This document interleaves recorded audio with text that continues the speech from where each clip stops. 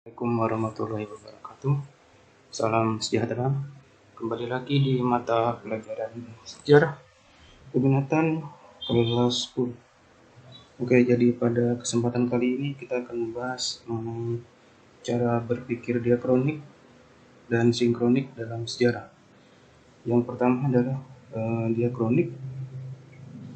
Ya, sebelum itu diakronik ini diambil dari bahasa Yunani dari dua kata, yaitu dia yang berarti melampaui atau melewati, dan kronikus atau kronos yang berarti waktu.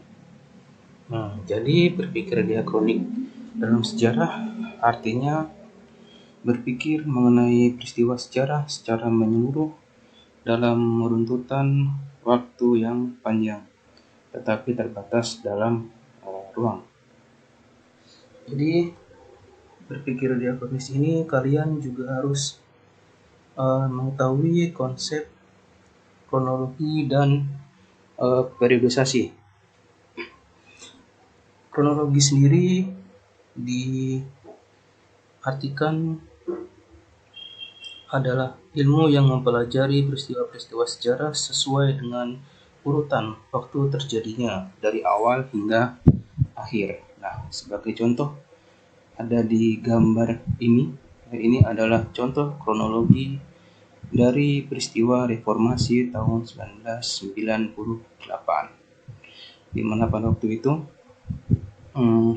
Soeharto ini resmi menyatakan diri mundur sebagai Presiden Republik Indonesia yang kedua, terhitung dari hari Kamis 21 Mei tahun 1998. Jadi harus bisa berpikir kronologis ya kalian.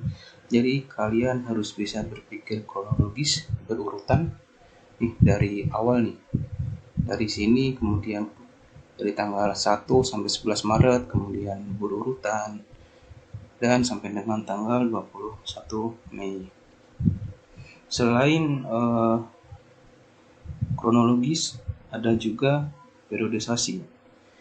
Konsep periodisasi adalah pengelompokan peristiwa sejarah ke dalam satu babak, masa, zaman, atau periode tertentu.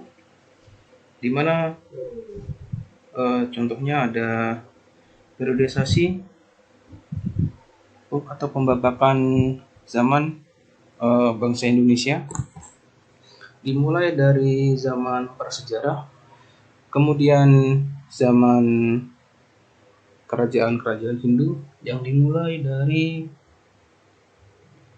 tahun 400 Masehi sampai dengan abad 15, ketika pada waktu itu kerajaan Majapahit runtuh ya, diserang oleh Kesultanan Islam Demak, di mana pengikut-pengikut yang tersisa mendirikan kerajaan Belambangan di ujung timur Pulau Jawa.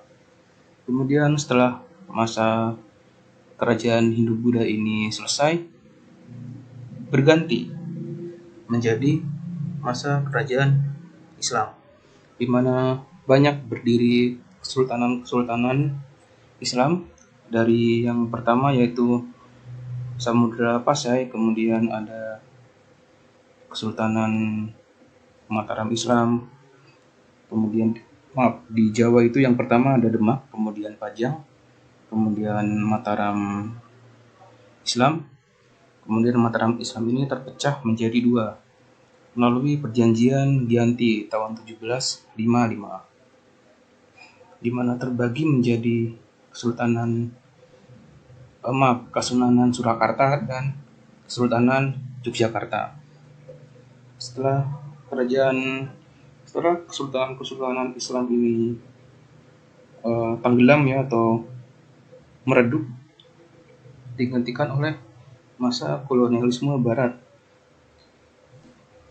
yaitu dari abad ke-16 berakhir sampai dengan abad ke-20.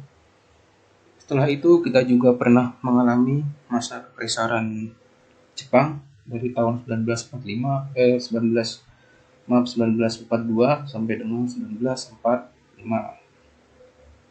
Dan setelah itu ada masa revolusi, biasa dikenal sebagai masa revolusi fisik ya, dimana pada masa ini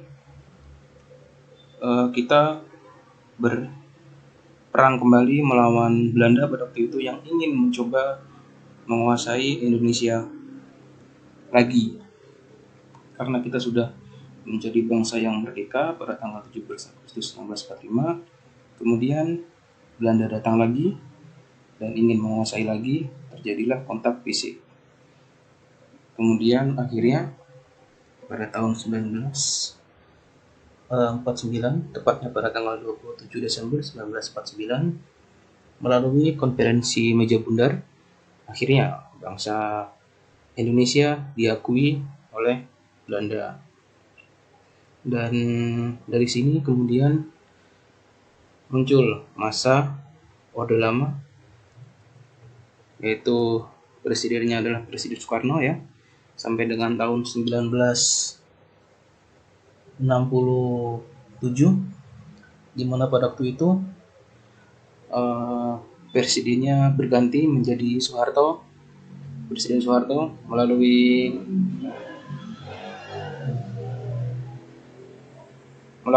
surat perintah 11 Maret atau 10 Maret, yang suratnya sampai saat ini pun belum diketahui keasliannya, yang asli itu yang mana, dan banyak sekali rumor yang beredar bahwa Presiden Soekarno menandatangani Super Semar ini di bawah ancaman atau di bawah todongan senjata.